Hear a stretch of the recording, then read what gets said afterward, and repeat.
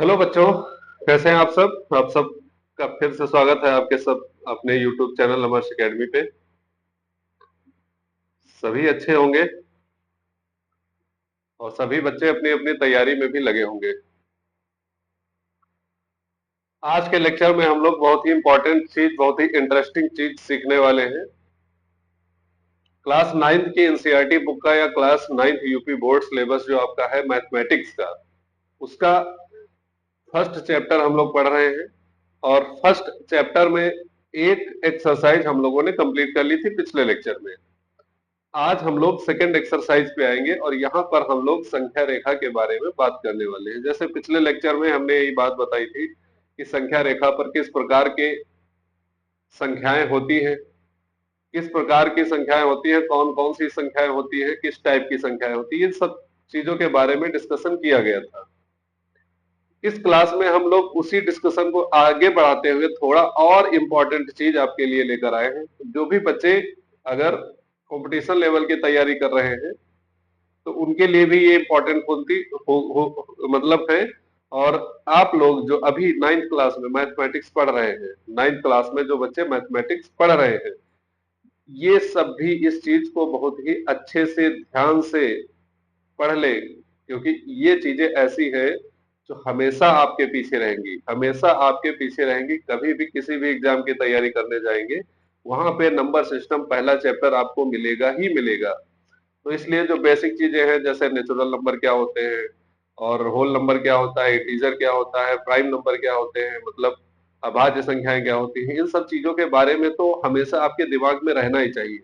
मतलब इतना दिमाग में रहना चाहिए कि कोई भी, आप नींद में सो रहे हैं, अगर आपसे किसी ने पूछा कि एक प्राइम नंबर बताओ, एक अभाज्य संख्या बताओ, तो तुरंत आपके अंदर से दिमाग से बात आनी चाहिए कि आप उसका जवाब दे सके। तो तैयारी आपको इस लेवल से करनी है। अभी छोटी कक्षाओं में हो, प्रेशर कम है, तो इसलिए अच्छे से पढ़ लो, अच्छे से ध्यान रखना है सारी चीजें।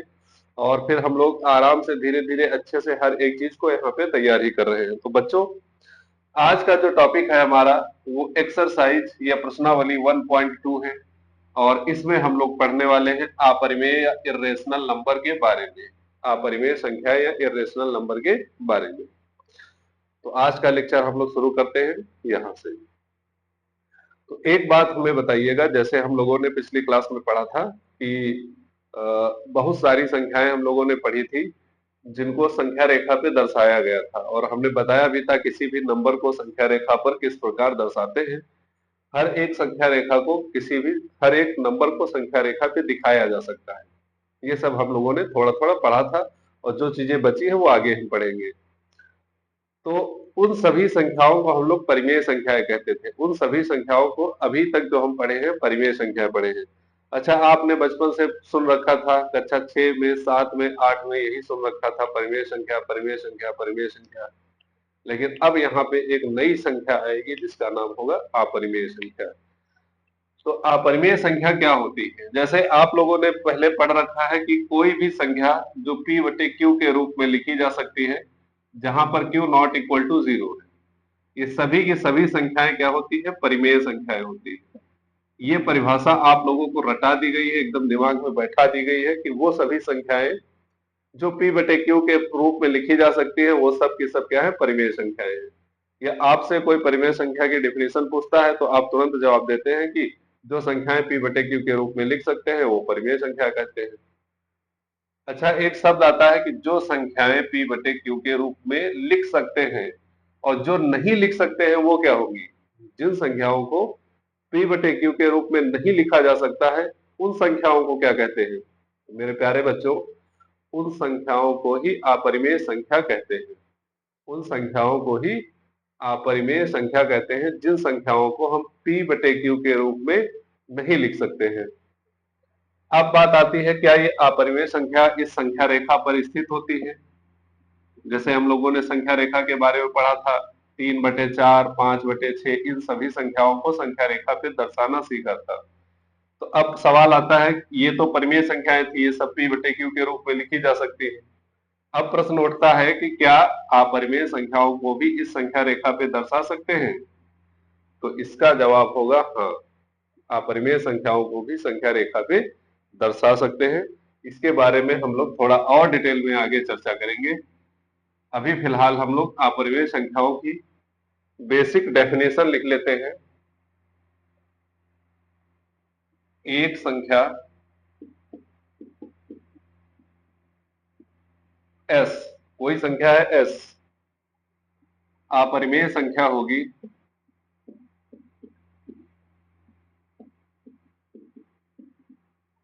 अपरिमेय संख्या होगी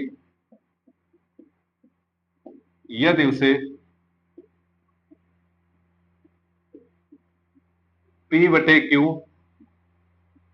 जहां पे q नॉट इक्वल टू 0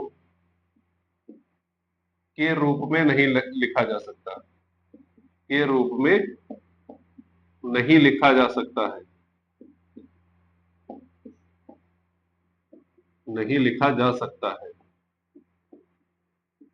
और जहां p और q तो आप जानते ही होंगे क्या है, p एंड q पूर्णांक है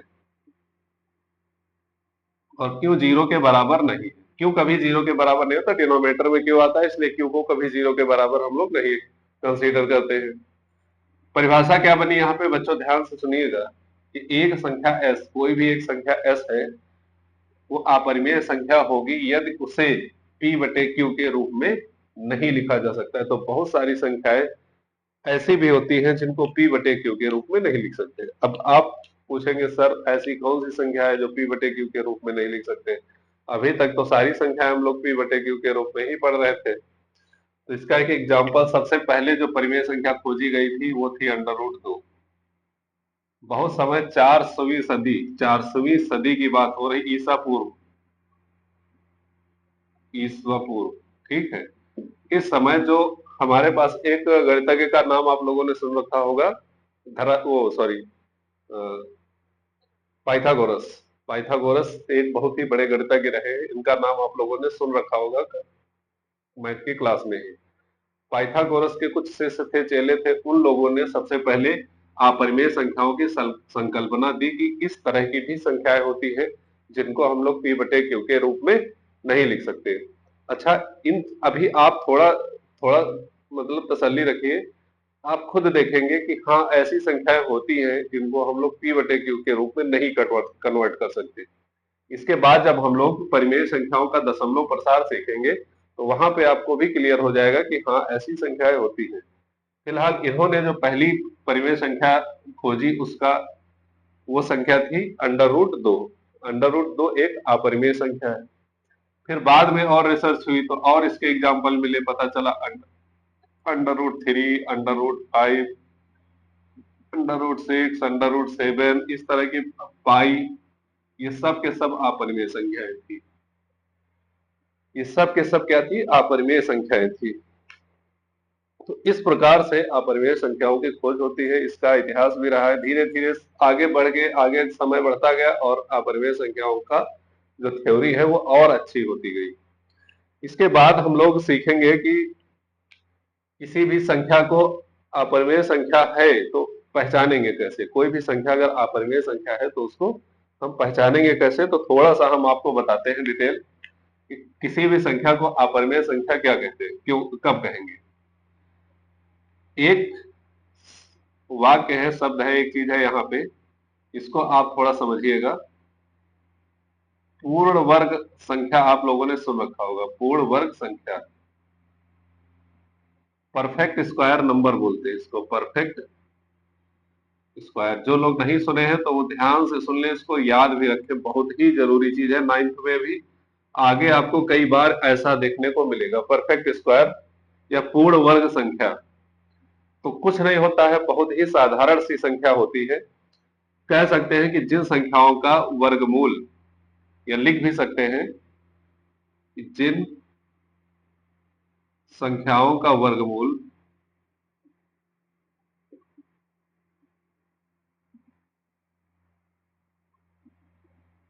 वर्गमूल मतलब स्क्वायर रूट एक पूर्णांक हो, एक पूर्णांक हो, पूर्ण वर्ग संख्या कहलाती है, पूर्ण वर्ग संख्या कहलाती है।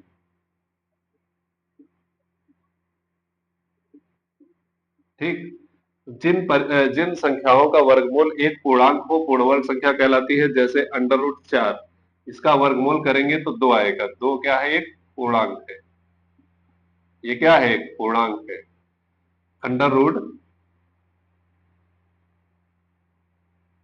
9, ये भी क्या है? एक। अंडर रूट 9 क्या होगा? वर्गमूल 3 होगा। इसी तरह से अंडर रूट 16, अंडर रूट इसको कह सकते हैं अंडर रूट 25। 16 का वर्गमूल 4 होता है, 25 का वर्गमूल 5 होता है, अंडर रूट 36 इसका वर्गमूल 6 होता है। तो ये प्रकार की जो संख्याएं होती है इसको पूर्ण वर्ग संख्या कहते हैं, परफेक्ट स्क्वायर नंबर बोलते हैं। ये सभी के सभी पूर्णांक है। अच्छा, अब एक बात बताइएगा, ध्यान से सुनिएगा, यहाँ पे आपसे सवाल है। बच्चों ध्यान से एक बार बात सुनिएगा। जैसे हमने बताया अंडर रूट 4, इसका वर्गमूल आया 2। अंडर रूट 9 का वर्गमूल क्या आएगा? 3। तो अंडर रूट 4 और अंडर रूट 5 के बीच में भी तो कई संख्याएं हैं। जैसे under root 5, under root 6, under root 7, under root 8। तो इनका वर्गमूल जो आएगा वो क्या आएगा? इन संख्याओं का वर्गमूल क्या आएगा? क्योंकि पूर्णांक 1 2 है और उसके बाद पूर्णांक आता है 3। 2 और 3 के बीच में कोई पूर्णांक भी नहीं है। जैसे संख्या रेखा पे आप अगर इसको देखना चाहें, यहाँ पे शून्य है, 1 2 3। तो एक इंटीजर ये है और एक पूर्णांक ये है। ये सब पूर्णांक होते हैं जो गिनतियां लिखी होती हैं। अब अगर 2 4 का वर्गमूल है, 3 9 का वर्गमूल है, तो बीच में जो संख्याएं लिखी है ये वाली 5 6 7 8, इनका वर्गमूल कहाँ होगा? तो जाहिर सी बात है इनका वर्गमूल 2 और 3 के ही बीच में कहीं पर होगा। होगा कि नहीं होगा? 2 और 3 के बीच में ही कहीं ना कहीं लाई करेगा। तो अब बताओ, एक बात बताओ, यहाँ पे 2 और 3 के बीच में कोई पूर्णांक दिख रहा है आप लोगों को? 2 और 3 के बीच में कोई पूर्णांक दिख रहा है? क्योंकि एक पूर्णांक 2 है और उसके बाद जो दूसरा पूर्णांक आता है वो 3 आता है। तो 2 और 3 के बीच में कोई भी पूर्णांक नहीं है। तो इनका जो वर्गमूल निकलेगा वो पूर्णांक नहीं होगा। इनका वर्गमूल पूर्णांक नहीं होगा। तो यही सभी संख्याएं अपरिमेय संख्याएं कहलाती हैं। अपरिमेय संख्याएं क्यों नहीं पूर्ण वर्ग होता है, ये सब हम लोग आगे चल के सीखेंगे। यही सारी की सारी संख्याएं जो है वो क्या है? अपरिमेय संख्या है। ऐसे भी बोल सकते हो कि वे सभी संख्याएं जिनका वर्गमूल पूर्णांक नहीं होता है वो अपरिमेय संख्याएं कहलाती है। सिंपल सी डेफिनेशन के लिए दशमलव के आधार पे हम लोग आगे पढ़ेंगे। अभी फिलहाल पहचानने के लिए इतनी बात सीख लेते हैं कि इस प्रकार की संख्याएं और भी, जैसे अंडर रूट 9 के बाद under root 10, under root 11, under root 12, under root 13, under root 14, under root 15, ये सभी के सभी संख्याओं के वर्गमूल 3 और 4 के बीच में फंसेंगे। 3 और 4 के बीच में। तो बीच में कोई पूर्णांक तो है नहीं, तो इनका वर्गमूल भी एक पूर्णांक नहीं होगा। तो ये अपरिमेय संख्या कहलाएगी। ये एक छोटी सी पहचान थी अपरिमेय संख्याओं को पहचानने की। बाकी अभी और भी बेसिस है, और भी चीजें हैं। जैसे पाई क्या है? पाई को अपरिमेय क्यों कहते हैं? इसके पीछे का अलग कारण है। और दशमलव प्रसार के आधार पे अपरिमेय संख्या क्या होती है उसका अपना अलग लॉजिक है। लेकिन है सब यही, अपरिमेय है तो वो सारी प्रॉपर्टी इनके अंदर भी है, तभी ये अपरिमेय संख्याएं कहला रही है। अन्यथा ऐसे हम इनको अपरिमेय थोड़ी ना कह देते। कुछ तो इनके अंदर अलग रहा होगा, या पूर्णांक नहीं है। पूर्णांक बहुत सारी संख्याएं पूर्णांक नहीं भी होती है। जैसे 2 और 3 और 4 के बीच में 2 5, ये भी तो पूर्णांक नहीं है, लेकिन ये परिमेय है। ये परिमेय है। बट ये सब नहीं अपरिमेय है, क्योंकि इनका जो वर्गमूल निकलेगा वो इस रूप में निकलता ही नहीं है। वो किसी और फॉर्म में निकलता है, उसका दशमलव प्रसार कुछ और होता है। ये तो सिंपल सा एक नंबर लिखा हुआ है, पूरा नंबर है, भिन्न है, अच्छी खासी भिन्न है। ठीक है, तो अभी हम लोग और आगे समझेंगे। फिलहाल यहाँ इतनी चीजें आप देखिए थोड़ा ध्यान से, फिर हम मिटा रहे हैं कुछ।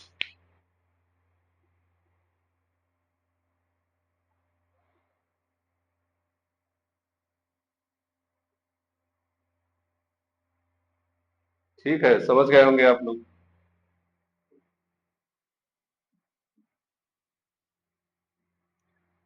अब सवाल उठता है, क्या अपरिमेय संख्या संख्या रेखा पर स्थित होती है? क्या अपरिमेय संख्याएं संख्या रेखा पर स्थित होती है? तो इस सवाल का जवाब हम लोग ढूंढेंगे। अपरिमेय संख्या संख्या रेखा पर होंगी कि नहीं होंगी? आपको थोड़ा थोड़ा लग रहा होगा कि ये संख्या रेखा पर तो होंगी ही, अपरिमेय है तो क्या हुआ? सही बात है, संख्या रेखा पर तो होंगी ही। तो यहाँ पे एक हेडिंग डाल लेंगे, अपरिमेय संख्याओं का, अपरिमेय संख्याओं का संख्या रेखा पर निरूपण। इस संख्या रेखा पर अपरिमेय संख्याओं को कैसे दर्शाते हैं? ठीक। अच्छा, अगर संख्या रेखा पर ये संख्याएं हैं तभी तो इनको दर्शाया जा सकता है। ठीक है। अब मान लो हमारे पास ये एक संख्या रेखा है, ये है 0। तो इस पर बहुत सारी परिमेय संख्याएं हैं, बताया गया था अनंत परिमेय संख्याएं हैं, अनंत परिमेय संख्याएं हैं। तो उसी प्रकार से अनंत अपरिमेय संख्याएं भी हैं। जब परिमेय संख्याएं अनंत है तो अनंत अपरिमेय संख्याएं भी हैं। तो अनंत अपरिमेय संख्याएं हैं, कितनी है? अनंत अपरिमेय संख्याएं भी है। ठीक है। और अनंत परिमेय संख्या भी है।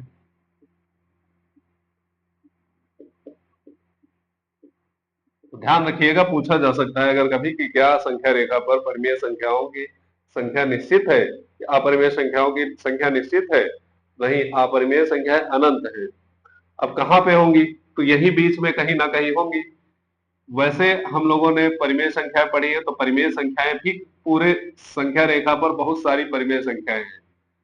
तो जैसे अभी हम लोगों ने कुछ अपरिमेय संख्याएं देखी थी, √2, √3, √5, इस तरह से। तो उन सब का मान कहीं ना कहीं यहीं पे होगा, अभी हम लोग बताएंगे भी कैसे होगा। तो इन पॉइंट पर, इसी संख्या पर ही अपरिमेय संख्या भी है। तो इन्हीं संख्या रेखा पर हम लोग अपरिमेय संख्याओं को कैसे दिखाएंगे वो भी अभी देखेंगे। अच्छा, एक बात हमने बताई थी कुछ समय पहले, एक बैग बनाया था झोला, और उसमें संख्याओं का संग्रह किया था, संख्याएं उठा उठा के डाली थी। पिछले लेक्चर में, सबसे पहले वाले लेक्चर में संख्याएं भरी थी इसमें। सबसे पहले हम लोगों ने 1 से लेके अनंत तक की संख्याएं रखी थी, 1 2 3 इस टाइप से। तो ये नेचुरल नंबर थी, प्राकृतिक संख्याएं थी। उसके बाद इसमें जीरो भी मिला दिया था। जब जीरो मिला दिया तो ये पूर्ण संख्याएं हो गई। फिर माइनस वाली भी संख्याएं मिला दी, तो ये पूर्णांक हो गए। क्या हो गए? पूर्णांक हो गए। फिर उसके बाद इन सबके साथ फ्रैक्शन नंबर भी मिला दिए, तब ये परिमेय संख्याएं सब बन गई। परिमेय संख्याओं का कॉन्सेप्ट आ गया यहां से। तो क्या कर रहे हैं हम धीरे धीरे कि इस संख्या रेखा की सभी नंबर्स इस बैग में भरने की कोशिश कर रहे हैं। सबसे पहले नेचुरल नंबर को भरा, फिर जीरो को भरा तो पूर्ण संख्याएं हो गई। फिर माइनस वाली भी सभी इसके अंदर भर दी तो पूर्णांक हो गए। फिर फ्रैक्शन या भिन्न भी इसके अंदर डाल दिए, और पहले से ये सब तो थे ही, अब परिमेय संख्या हो गई। अब इसके अंदर जितनी भी संख्याएं लिखी हैं ये सब की सब परिमेय है, ये सब की सब क्या है? परिमेय है। तो कह सकते हो कि परिमेय संख्याओं के अंतर्गत नेचुरल नंबर भी आते हैं। लिख लो ये बात, क्योंकि सवाल में कभी पूछा जाता है। यही चीज इसमें ज्यादा ही आपको ध्यान रखनी है, थ्योरेटिकल चीज। परिमेय संख्याओं के अंतर्गत क्या क्या आता है? प्राकृतिक संख्याएं भी आती हैं। प्राकृत संख्या या प्राकृतिक संख्या इसी के अंतर्गत आती है। फिर इसी के अंतर्गत आता है पूर्ण संख्याएं। वो भी सब परिमेय संख्याएं हैं, जो भी पूर्ण संख्याएं हैं। उसके बाद पूर्णांक। पूर्णांक संख्याएं वो भी परिमेय संख्याओं के अंदर आती है। ठीक है। चौथा भिन्न लिख सकते हैं, फ्रैक्शन। तो ये सब के सब परिमेय संख्या है। अब अगर बाकी अपरिमेय संख्याओं भी इसमें डाल देते हैं, क्योंकि इस संख्या रेखा पर भी तो, जैसे इस संख्या रेखा पर प्राकृतिक संख्या थी, उनको उठाया बैग में डाल दिया। संख्या रेखा से जीरो उठाया बैग में डाल दिया तो पूर्ण संख्या हो गई। फिर माइनस वाली भी उठाई, बैग में डाल दी। फिर फ्रैक्शन जो बीच में संख्याएं थी, जैसे 1 और 2 के बीच में 3/2 होता है, 2 और 3 के बीच में कुछ 5/2 होगा या कुछ होगा, ये सब फ्रैक्शन थे, इनके बीच वाले संख्याएं थी, इनको हमने संख्या रेखा पे कैसे दिखाया जाता है वो भी बताया था। तो ये सब नंबर भी इसके अंदर डाल दिए। तो ये सब के सब क्या बनी, परिमेय संख्या बनी। अब अगर ये √2, √3, √5 या पाई या 1.1011101111 इस टाइप की संख्याएं भी इसके अंदर डाल दे, मतलब अपरिमेय संख्या भी इसके अंदर डाल दिया, अपरिमेय, अब जाके ये वास्तविक रूप से सभी संख्याओं का संग्रह हुआ है। अब जाके इस बैग में वास्तविक रूप से सभी संख्याएं आई है। अब कोई भी प्रकार की संख्या नहीं बची है जो इस संख्या रेखा पर रह गई है। तो वास्तव में हमारे पास कितनी संख्याएं हैं, इतनी प्रकार की संख्याएं हैं। वास्तव में हमारे पास इतनी प्रकार की संख्या है, इसीलिए इन सबको मिला के हम लोग वास्तविक संख्याएं कहते हैं। इन सबको मिला के क्या बोलते हैं, वास्तविक संख्याएं। तो आज के बाद याद रखना कि संख्या रेखा पर प्रत्येक नंबर, संख्या रेखा पर स्थित प्रत्येक संख्या, चाहे वो परिमेय हो चाहे वो अपरिमेय हो, सब के सब मिला के ही हमें क्या प्राप्त होती है, वास्तविक संख्याएं प्राप्त होती है, रियल नंबर प्राप्त होते हैं। कौन से नंबर, रियल नंबर। तो रियल नंबर सबसे बड़ा सेट होता है, सबसे बड़ा रियल नंबर, पूरा बैग रियल नंबर का है।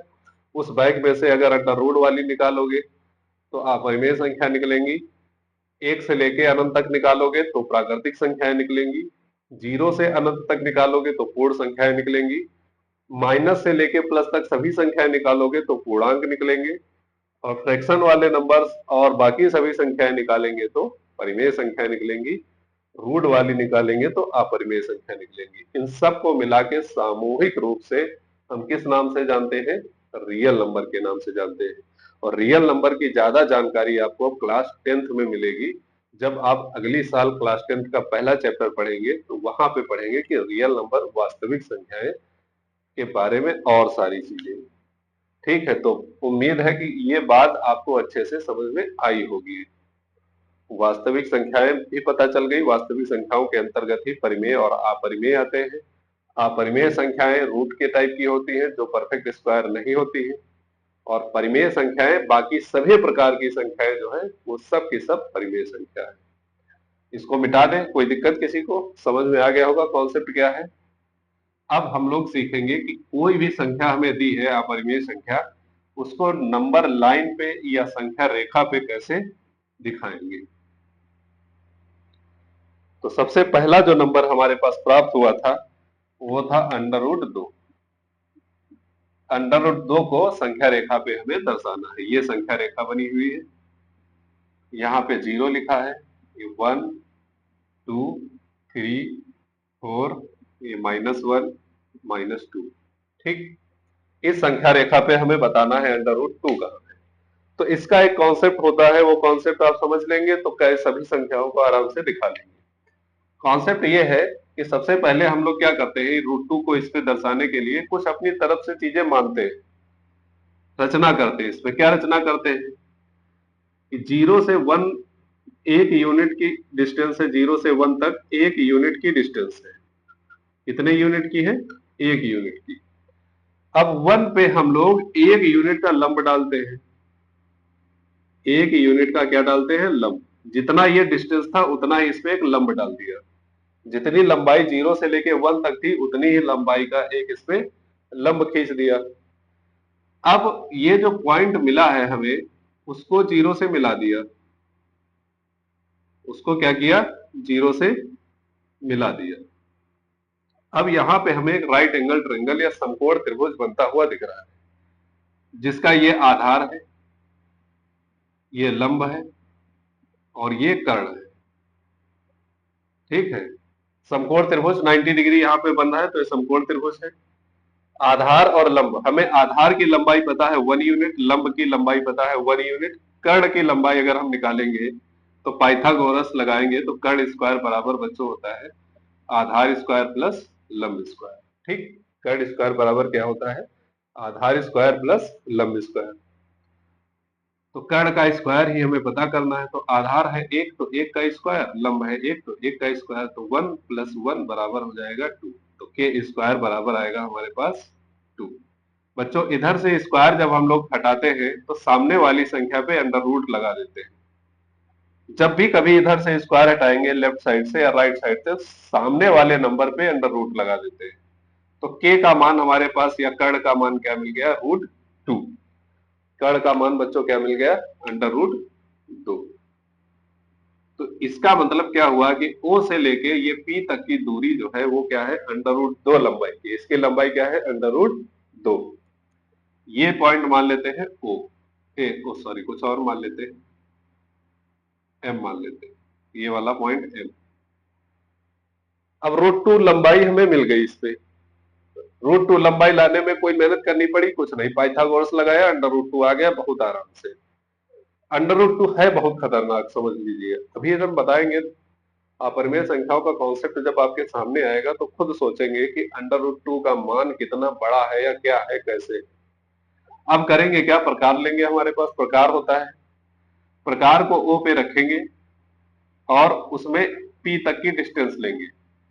O से रखेंगे प्रकार को, ऐसे O पे रखेंगे और P तक की डिस्टेंस लेंगे और P से लेके फिर एक सर्कल बनाना शुरू कर देंगे। उसकी रेडियस क्या होगी, त्रिज्या क्या रहेगी, √2। तो जब सर्कल बनाएंगे बच्चों तो वो सर्कल कुछ इस तरह से बन के आएगा। ये पूरा ऐसे होगा और ऐसे पूरा करके एक सर्कल बनेगा। इस टाइप का बनेगा कि नहीं बनेगा, पूरा सर्कल खींचेंगे। अब ये सर्कल देखो बच्चों, एक्स अक्ष को कहीं पे काट रहा है, इस जगह पे। तो अगर ये लंबाई √2 थी, इसकी त्रिज्या यहाँ पे √2 है, तो यहाँ पर भी तो √2 होगी। मतलब ये जो काटेगा वो √2 लंबाई पर ही तो काटेगा। तो इसका मतलब इस संख्या रेखा पर हमें √2 की पोजीशन मिल गई कि √2 कहाँ पे है। तो ये जो पोजीशन आई ये √2 की है, क्योंकि O से लेके ये डिस्टेंस की दूरी क्या होगी, √2, क्योंकि प्रकार हमने यहां से रख के चलाया है, √2 दूरी लेके चलाया है। तो जहां जहां जाएगा √2 दूरी पे ही काटेगा। इसी तरह इस साइड में हमें -√2 मिल जाएगा। इस तरफ हमें क्या मिल जाएगा, -√2। यहां से एक चीज और क्लियर आती है कि जब भी कभी हम लोग इस तरह से स्क्वायर हटा के अंडर रूट लगाते हैं तो इसके सामने प्लस माइनस भी लगाया जाता है। ये आगे चल के आपको कभी कोई बताएगा, लेकिन मैं अभी आपको बता रहा हूं तो ध्यान रखिएगा। कभी भी जैसे लिखा हुआ है x² बराबर 9, तो स्क्वायर हटाएंगे तो √9 आएगा। √9 की वैल्यू जो आएगी वो +-3 होती है।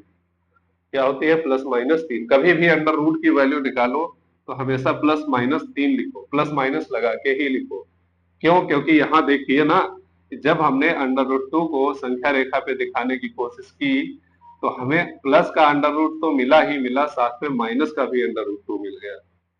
तो हर एक परिमेय संख्या सोचिए, अगर हर एक परिमेय संख्या जो इस संख्या रेखा पर है उसकी माइनस वाली संख्या इस पे होगी कि नहीं होगी, अपरिमेय हो या परिमेय, जितनी भी इधर प्लस वाली है वो सब इधर माइनस वाली है। क्योंकि पूरा व्रत बनेगा तो इधर भी काटेगा एक बार और एक बार उधर भी काटेगा, जाहिर सी बात है। तो माइनस वाली भी परिमेय संख्या, परिमेय संख्या ध्यान रखिएगा। तो इस तरह से हम √2 को संख्या रेखा पे दर्शा सकते हैं। अच्छा, अब बारी आती है √3 की। इसको संख्या रेखा पे कैसे दिखाएंगे, तो इसी क्वेश्चन, इसी में देखिएगा, इसी के आगे हम लोग आगे बनाएंगे इसको। क्या करते हैं, जो P दिया हुआ है इस पे OP जो रेखा है OP, इस पे एक लंब खींचते हैं फिर से 1 यूनिट का। इसकी लंबाई क्या होगी, 1 यूनिट। अच्छा, इसकी लंबाई √2 निकल चुकी है, इसकी लंबाई तो √2 हम लोग निकाल ही चुके हैं। तो आधार अब हो गया √2 और लंब हो गया 1। इसको अगर हम मिलाते हैं इधर O से, ये तो ये एक समकोण त्रिभुज बन रहा है जिसका आधार ये है, लंब ये है और कर्ण ये है। तो अब यहाँ पे इसको मान लेते हैं Q। तो OQ की लंबाई निकालने के लिए फिर से हम लोग पाइथागोरस लगा देते हैं, इसको कर्ण मान लेते हैं, या OQ² बराबर आधार स्क्वायर प्लस लंब स्क्वायर। ठीक है, आधार हमारे पास क्या है, आधार है √2, तो √2 का स्क्वायर प्लस लंब है 1 का स्क्वायर, तो स्क्वायर से रूट कैंसिल हो जाएगा बच्चों, 2 + 1, तो बचेगा हमारे पास 3। मतलब ओ क्यू स्क्वायर बराबर क्या बना, 3। अब इधर से जब स्क्वायर हटाएंगे ओ क्यू का, तो राइट साइड में हमें अंडर रूट मिलेगा और प्लस माइनस करके मिलेगा अंडर रूट 3। मतलब क्या हुआ कि इसकी लंबाई कितनी आ गई, अंडर रूट 3। अब अगर हम लोग प्रकार में इतनी दूरी लेके एक वृत्त बनाएंगे तो इसकी त्रिज्या क्या रहेगी, अंडर रूट 3 रहेगी। और जहां पर ये काटेगा जाके एक सच को, उस बिंदु पर हमें अंडर रूट 3 मिलेगा। क्या मिल जाएगा, अंडर रूट 3। तो इस प्रकार हम लोग अंडर रूट 3 को भी एक सच पे दर्शा सकते हैं। इसी तरह इधर लाएंगे तो माइनस का अंडर रूट 3 कहीं मिलेगा, क्योंकि वृत्त पूरा खींच सकते हो। तो इस प्रकार हमें अंडर रूट 3 भी मिल गया संख्या रेखा पे। मिल गया कि नहीं मिल गया, बताइए। मिल रहा है, समझ में आ रहा होगा धीरे धीरे। अब आगे बढ़ो। इसी प्रकार से अगर हमें अंडर रूट 4 लेना है, अब जब अंडर रूट 4 की बात आती है तो इसका वर्गमूल होता है, तो इसका मतलब अब अगर हम लोग इसको इसी तरह से आगे बढ़ा के अंडर रूट 4 जब मिलेगा हमें, उसका जब वृत्त खींचेंगे तो वो हमें 2 पे काटेगा। अगर इस पे एक और 90 डिग्री का ऐसे खींचे और उसको कर्ण बनाए, तो इसकी जब लंबाई निकलेगी कर्ण, तो अंडर रूट 4 निकलेगा। चाहे तो आप कैलकुलेट करके देख सकते हैं, अंडर रूट 4 आएगा, क्योंकि आधार अंडर रूट 3 है और इसका लंब फिर से 1 है, तो ये निकल के आएगा अंडर रूट 4। और जब यहां से व्रत बनाना शुरू करेंगे बच्चों, तो वो व्रत 2 से होके जाएगा, 2 से, क्योंकि अंडर रूट 4 का मान क्या होता है, 2 होता है, 2 होता है। समझ गए। अब अगर इसके आगे हम लोग आते हैं अंडर रूट 5 पे, तो अंडर रूट 5 का मान 2 के थोड़ा सा आगे मिलेगा, 2 के थोड़ा सा आगे मिलेगा। तो अंडर रूट 5 को हम लोग डायरेक्ट भी निकाल सकते हैं। कैसे डायरेक्ट निकालेंगे, उसका भी एक तरीका है।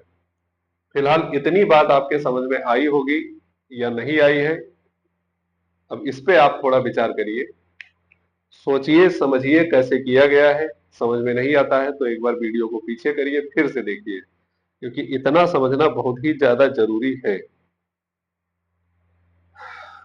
ठीक है।